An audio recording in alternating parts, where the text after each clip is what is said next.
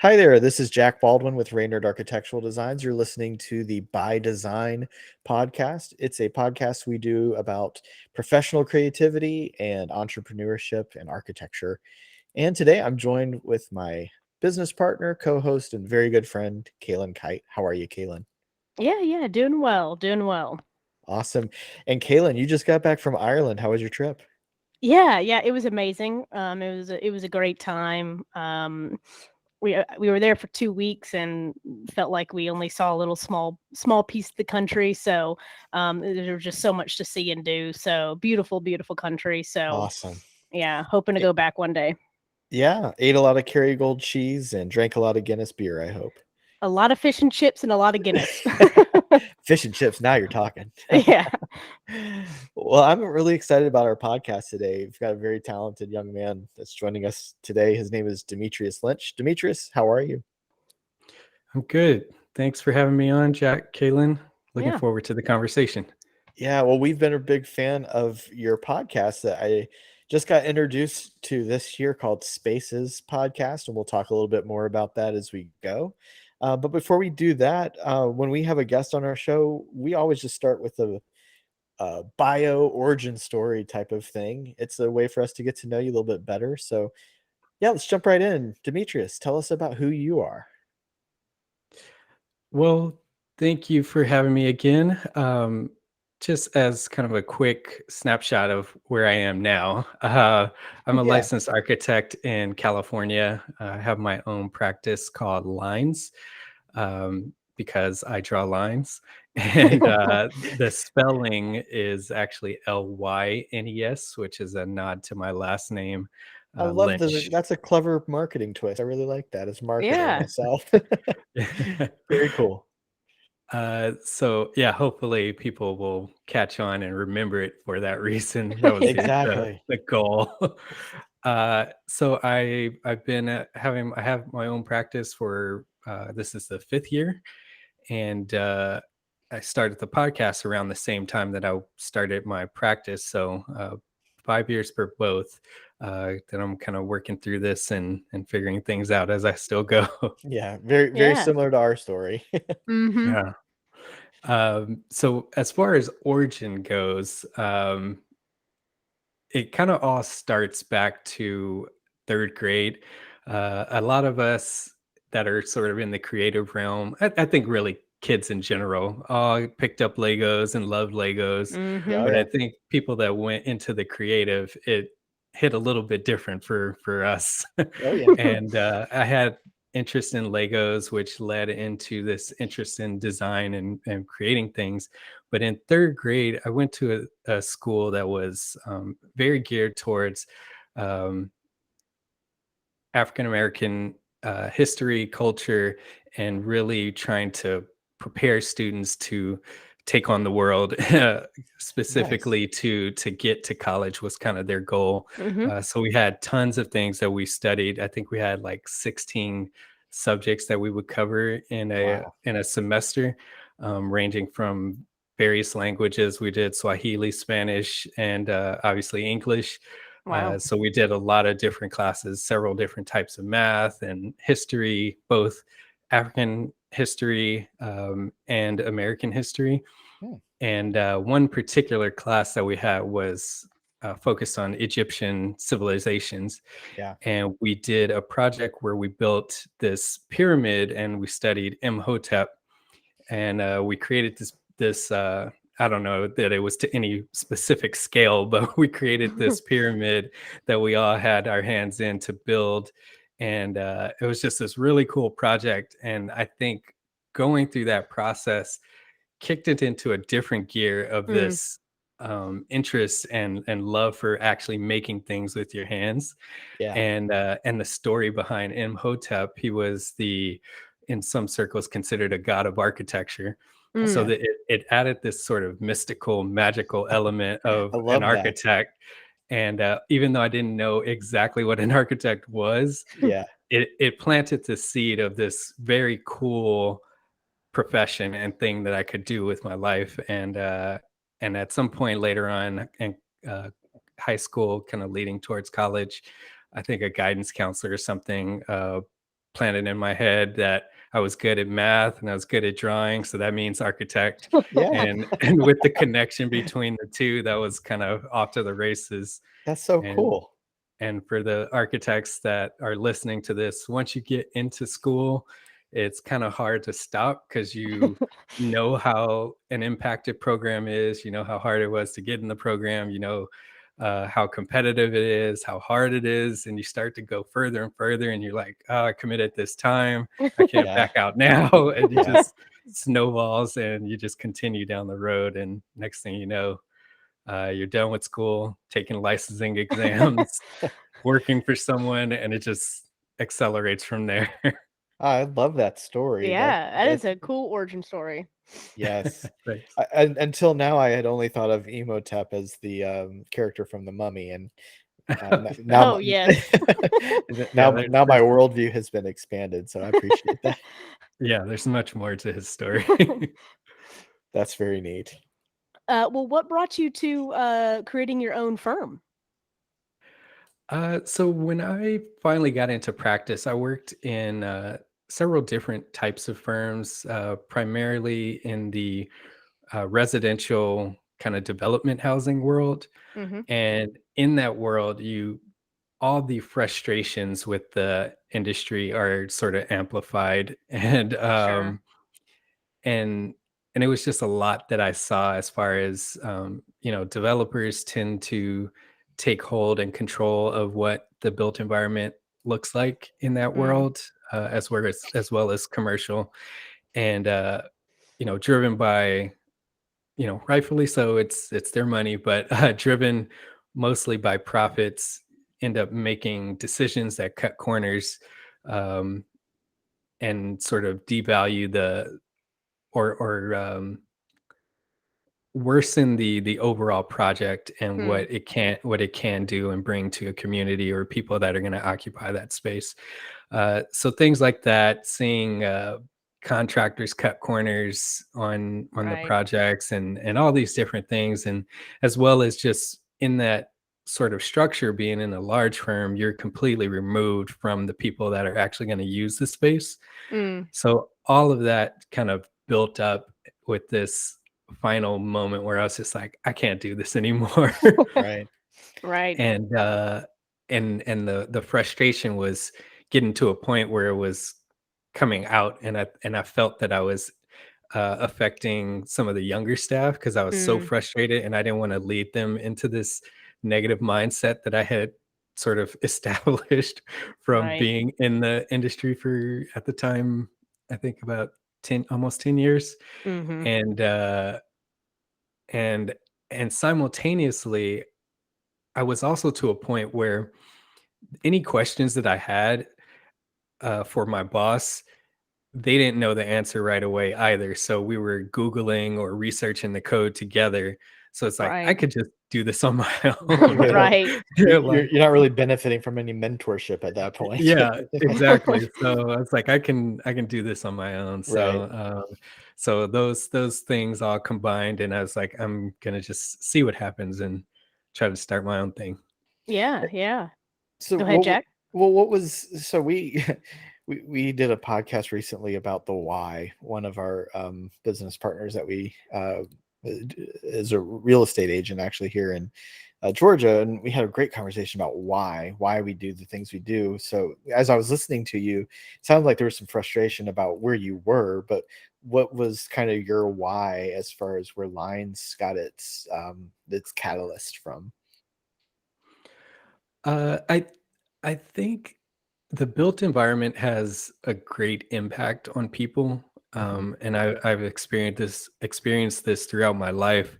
Uh, Born and raised in Compton, there's areas that can be run down, and you see the effects of the people that are around. It's like um, I don't know if this is the right uh, comparison, but the broken window theory, where if Mm, a window is broken, people will assume that other things can be broken, and right. it just perpetuates this sort of downward spiral of an environment. But I also had opportunities where I got to travel and to be in higher end environments, higher income class environments as well. So I saw this sort of dichotomy of what these two worlds could be, and how you can thrive in one and feel great in one, and another one sort of depresses you and brings you down. So I had this unique sort of perspective on the built environment, and seeing people intentionally cut corners to lower the quality of a space Yeah. just didn't sit well with me. Yeah. So I felt like I have an opportunity to go out and share my thoughts, and to try to, and which is why I created the podcast as well, but to sort of share my thoughts and perception on the built environment, and hopefully change people's minds, as well as for my actual projects, when I work directly with someone. And that's to the point that I was saying I was kind of removed from the people that were going to use the space. Working on smaller projects directly with the homeowner, I have an opportunity to talk to them and say, look, this is what this is going to bring to the space, and sort of pitch to them the reason why you would do something, and not Right. try to cut corners and save money for a certain reason.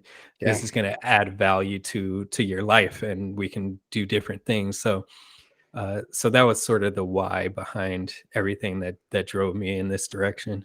Yeah. Such a great answer. I love that's inspiring to me to know that there's architects out there who not just looking for the bottom line, but looking to improve the world around them in very tangible ways. That's awesome, man. Yeah. Yeah, thank Yeah. you. So kind of going into your podcast, yeah, we've been listening to it, Jack and I have, and you get into a lot of technical things and cover a lot of technical aspects of architecture with your guests, materials, practices. I know one of the most recent ones was on risk management and kind of insurance. So what are some of your favorite topics and conversations you've covered on your podcast? Yeah, that's a tough question because I am the host and producer, so this is like your children, every Right. episode, every episode. So it's hard to pick a particular one. From a production standpoint, I have certain ones that were a lot of fun. I think in general, when I get to dig into the history, and story behind how a space has evolved, those have been sort of rewarding and a lot of fun. Interestingly, I hated history all my life. I had zero interest in history. Complete opposite over here, man. Oh, really? Yeah, Yes. same. So what I found, and this would be an interesting takeaway for anybody that may happen to be a teacher. What I found that really piques my interest about history is when you connect the dots, and how things connect to the next thing, and that was super interesting to me. The So architect as in you identified Yeah. that, right? yeah. So when you look specifically at, like, one episode that I did was sports performance training centers, which is a cool story in itself. But when you look back at how, where around the 80s, uh, we've always been involved in sports and things like that. But around the 70s, 80s, there was a government push to get people healthy. And then in the 70s, and then in the 80s, there started to be this corporate interest in sports that coincided with Michael Jordan coming onto the scene, Mhm. and his success, and his um, impact on culture, on pop culture, and people's interest in him as an individual, and the subsequent money that he got because of that.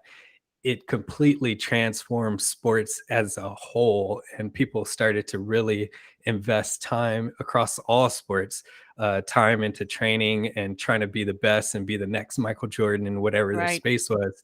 And subsequently, all of the training facilities started to elevate, and then these different spaces started to get niched design elements and training facilities and things like that. So so connecting all these dots and looking at all the external forces again that can impact the way that things evolve, it was just a lot of fun to kind of work through. And on this particular one, I featured at the time it was called the Mamba Sports Academy, Kobe Bryant. for Mm-hmm. for Kobe Bryant. And so I got to tour the facility and talk to some of the doctors there and training staff. Wow. So you'll hear interviews through all those people. And unfortunately, the day that I was there, uh, all of a sudden there was a call, and Kobe was going to come in, and What? they were gonna do an event that night. So unfortunately, they were like, "Okay, we got to cut this short. We got to get you out of here." Get you And out! No, I want to meet yeah, Kobe. Oh, yeah. So I missed him by oh like man. Dang. a couple hours. I was so tempted to just sit outside, but I was like, I might get arrested and Yeah. dragged out of here. So So I incidentally, as a LA guy, are you a Lakers fan as well? yeah, Okay, 100% Laker fan. awesome. But that was I want to That's a say great story, though. that was in, I think I did that in October. The episode came out in December. And as everyone knows, unfortunately, he Mm-hmm. passed like that February. It was Oh, like Right. heartbreaking yeah. Sure. because I really wanted to meet. Like that was one of the things that I wanted to check off my bucket list is Sure. meeting him, and I was so close. Yeah. And Yeah. to miss that opportunity just kills me every day. Well, when you talk Yeah. about connectedness, though, it's you know, it's cool that your participation in architecture and the podcast, and it brought you to very close to that opportunity, but a very memorable story at least, Yeah, and getting Mm-hmm. to at least be there and be at his place. That's a really neat thing. Yeah. yeah. Yep. Yeah, and another one that you guys might have interest in if you haven't checked it out. I did a mini series on the evolution of architecture, Oh, Hmm. going from and that was a fun one as well, where kind of look at the cyclical nature of the evolution of architecture, of styles responding to styles, and political elements of it that kind of made this swing Interesting. between styles.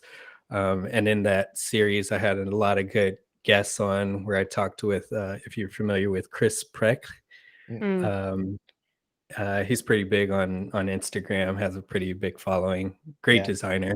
yeah. Anthony Laney, if you know him, Evan Troxel, who's really big into technology, Mark Mm. LePage, Mm-hmm. and Eric Reinhold, who's Mhm. kind of changed the game as far as architectural practice goes. So they all brought great insight into different aspects of how the profession has evolved. Mm. So Yeah. that was a lot of fun too.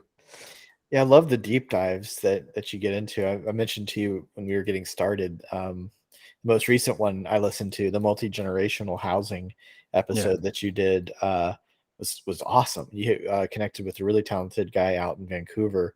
But I love that you, again, with your history and the connectedness, going into the roots of the American dream, and Mm. how that's been reflective in our attitudes towards housing in America. That's very unique from other parts of the world. But yeah, I love and admire the depth that you go into with your podcast. It's awesome. It's a lot of research, and it's some really Yeah. awesome sound bites that you found. So I yeah, love the thank you. connectedness for sure, man. Yeah, that library one was super cool too. Yeah, the history of libraries and stuff in there. That was Ooh, I can't remember the name of the library off the top of my head, but that one was really cool. Yeah, that was the Tianjin Yes. Binhai Library in China, Mm-hmm. designed Mm-hmm. by MVRDV, Mm-hmm. which is a very cool space. If anyone's listening, definitely recommend checking out photos of that library. But the interesting story behind that was they recently had a lot of drama on Instagram about I don't if you're familiar with it. There's the design has these terraces with books that wrap around the entire space, Mm-hmm. and there was this it was discovered that there's this sort of wallpaper image of books, and people felt Oh, lied Uh-oh. to. that's funny. Oh boy. So Caitlin, I that love came so that that is came up that yeah. came up in the conversation, and we talked about that, and it's interesting because it's reality. As Right. designers, we have these lofty goals about concepts and things that we want to make happen, but it doesn't always work out. There's just things that happen in construction or Mm, decisions from the client that it's not your money, it's not your building. right. So you kind of you're at the whims of whoever is going to create it. But Yeah, but it's a really cool wallpaper story of books though. That's funny. yeah, but it's a really cool concept of what they wanted to have happen. But it Yeah. was a fast track project, Mm. so the Mm. building was being built while they were still working through the design, and Oof. structurally they just couldn't handle the concept. Right. Mm. Right. Lessons learned. Mm-hmm. Yeah. Yeah, definitely. Caitlin, you saw some pretty cool libraries in Ireland. I saw some pictures of those. We'll have to talk about those again soon. But Oh yeah, yeah. I Trinity love College Library yes, was I amazing. love pictures of libraries. I love it so much. It's one of my favorite parts of architecture is seeing stacks of books on walls. I love it so much. Yeah. Speaking again of the podcast, Demetrius, you, what I do like that you brought in is people who are experts in their fields about different things that are trending, things that you're noticing in architecture, new advents in technology. But I was curious, just kind of what are you noticing that's happening today, kind of with your ear to the ground? Um, like, what are some takeaways or some observations you're seeing in the world of current architecture? Maybe different styles that are happening, or um, sustainable efforts or technology. It's kind of a broad question, but what are you noticing as you're talking to people on your podcast? I think broadly, I kind of started it out that of my negative perception of the industry. Mm, Um, but I think broadly, there's been this shift, both societally mhm, as well as focus to our industry, where the level of awareness about um, different aspects of society are starting to shift, where people are more aware about the impact of the built environment, looking at climate, looking at Mm, social aspects of things like the impact of redlining in the right. 60s, the health implications of, we have tons of communities that are built next to oil refineries Mm-hmm. here in LA. So those types of things, people are starting to become more aware of that. Stories are coming out, and people's overall perception and intent when they approach projects has shifted quite a bit.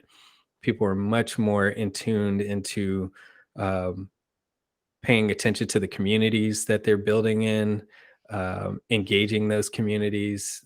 Shifts like that. Stylistically, I'm personally don't really care. There's a lot of different things of, parametric architecture and um, all these things that are out there. That's not really my forte, or interest, but the awareness about the impacts of Right. what we do are much more intriguing to me that I see. And then similarly to like the functionality of our design, coming off of the pandemic where we have all engaged in remote work and remote Mm-hmm. life.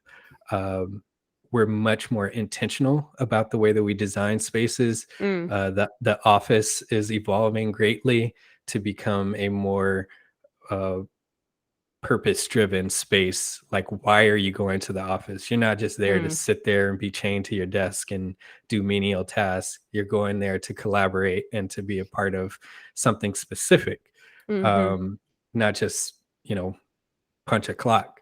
So all these things are evolving. Retail has completely shifted to more entertainment focus and are trying to figure out ways to engage people on an entertainment value. So things like that are happening. Interesting. Yeah, that is very kind of along the same vein, and you kind of answered this, but what trends and your observations in architecture are you hoping and predicting that will take hold and emerge in the future? Uh, so a little bit of a curveball away Okay. from what I was just saying. Going into the future, I would predict that the metaverse is going to have a bigger impact than people think. Mm, And it's not in the way that you initially think of the metaverse. It's not about gaming um, or entertainment. I think the metaverse will be more utilized as a proving ground mm, where I could see there's already been discussions of like BMW and different car manufacturers planning concept cars in the metaverse worlds just to get people's feedback. I could see our interesting. industry going that route where a massive developer creates their own metaverse and they do their master plans in this metaverse and invite surrounding community people to Mm, experience what that's like and give real-time feedback of how much how they like the design of that community and it evolving based on community input. We have all interesting. the tools there already to create this place. Now we just need to put it there and invite people to participate. Sure. I could see cities creating their own metaverse copy of their city and processing permits through that and plan reviews and things like that Interesting. through the metaverse. I could see that happening and having a big impact on the way that we uh, build the future of our world and being connected to the people that'll use it. Yeah, very And interesting. and it's going that way. I mean, our small little firm of 5 people is a great example of collaboration happening across time zones, across culture, Right. Mhm. um, and kind of creating a business and creating a customer experience that's non-traditional, Mhm. that's not confined to 4 walls. We still interact obviously with the tangible world, and we still sit down and Kayla and I had coffee and talked about our business together this morning, Yeah. Mhm. but there's also ways in which we're really taking advantage of the connectedness Yeah. that's afforded to us, and that's exciting. I love it. I mean, when we started, having our lead designer on the other side of the globe Yeah. was daunting and scary. But somehow it's working, and we're turning it into a plus. We're turning it into a win every single day. And but yeah, that's a really interesting observation, and I'm still even scratching the surface on what the metaverse really is and looks like. It's like I'm still an analog baby in a digital world, so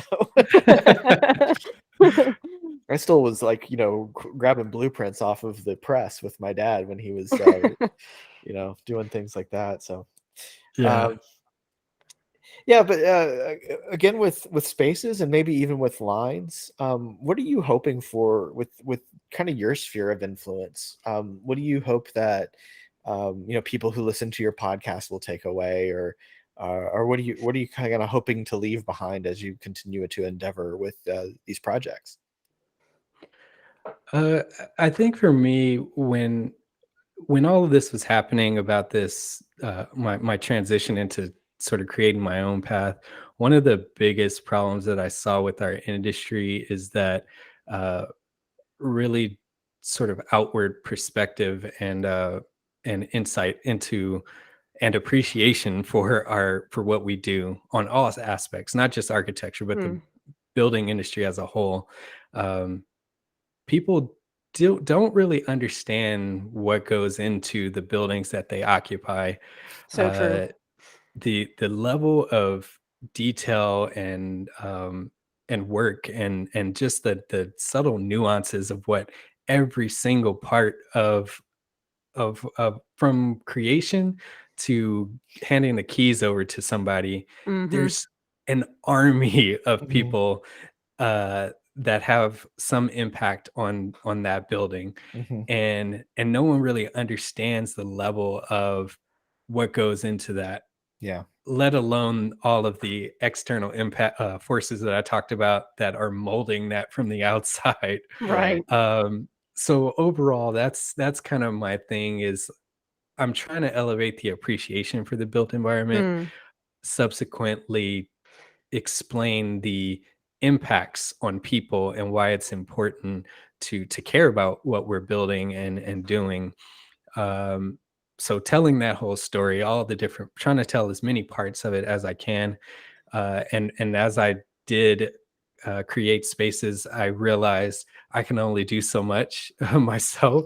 Right. So I ended up partnering with Mark LePage, and we created Gable Media, Mhm. which has since 2 years ago we created Gable Media, and which has since we've created 11 podcasts under Gable Media, as well as a podcast for RCAT. We produce that podcast in Yeah. partnership with them.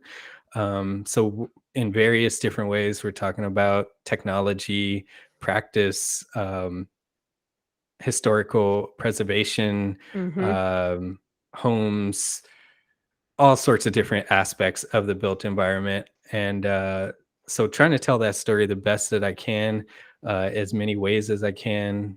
So we're trying to get it out there and shift the perception of people, and raise that overall level of understanding and appreciation. Yeah. Very cool. Yeah. Yeah, we love Mark.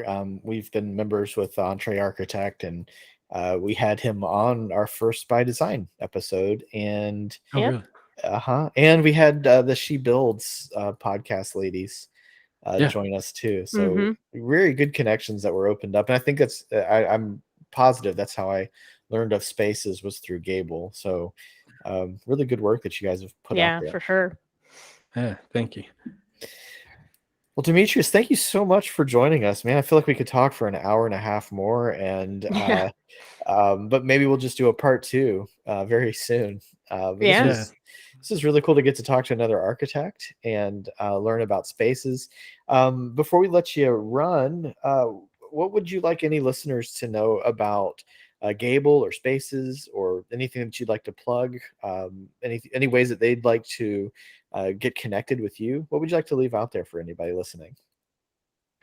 The easiest way to probably connect with me would be through LinkedIn. It's the fastest feed to get to all the stuff that I'm working on. Um, and my name's Dimitrius Lynch. All eyes where you think a E is going to be. Um, Good way to remember it. and it's IUS, not IOUS. Gotcha. So Demetrius Lynch, and you can find me on LinkedIn, and connect there, and then spider out from that. Yeah, we'll make sure to get the links in there on the show notes for the podcast.